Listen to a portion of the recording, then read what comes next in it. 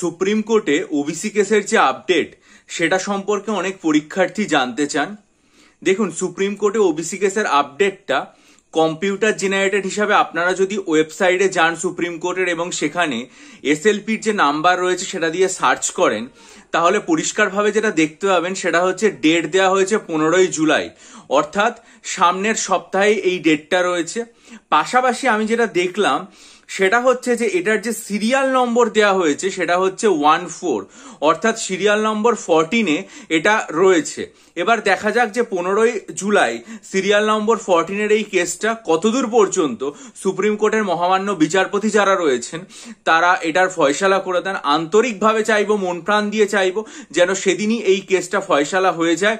এবং তার পরবর্তীকালে আমরা জানি যে কলকাতা হাইকোর্টেও এটার সম্পর্কে একটা কেস রয়েছে, সেটা পরবর্তী সপ্তাহে। সেখান থেকে কি আপডেটগুলো উঠে আসে এটা নিশ্চয়ই আমার চ্যানেলে জানাবো, কিন্তু সবসময় মন প্রাণ দিয়ে চাই যেন যাই আপডেট আসুক না কেন জুলাই মাসের মধ্যে পুরো ব্যাপারটা যেন সমাধান হয়ে যায় এবং নতুন যে দিশা সুপ্রিম কোর্ট এবং হাইকোর্টের থেকে পাওয়া যাবে তার ভিত্তিতে 2024-এর যে ইন্ডিকেটিভ অ্যাডভার্টাইজমেন্টগুলো বেরিয়ে রয়েছে ডাব্লিউবিসিএস, মিসলেনিয়াস, ক্লার্কশিপ, আইডিও, এমভিআই, সেগুলো সব পূর্ণ বিজ্ঞপ্তি প্রকাশিত হোক, ফর্ম ফিল আপ শুরু হোক এবং পরীক্ষা শুরু হোক, এটা সবসময় চাইবো।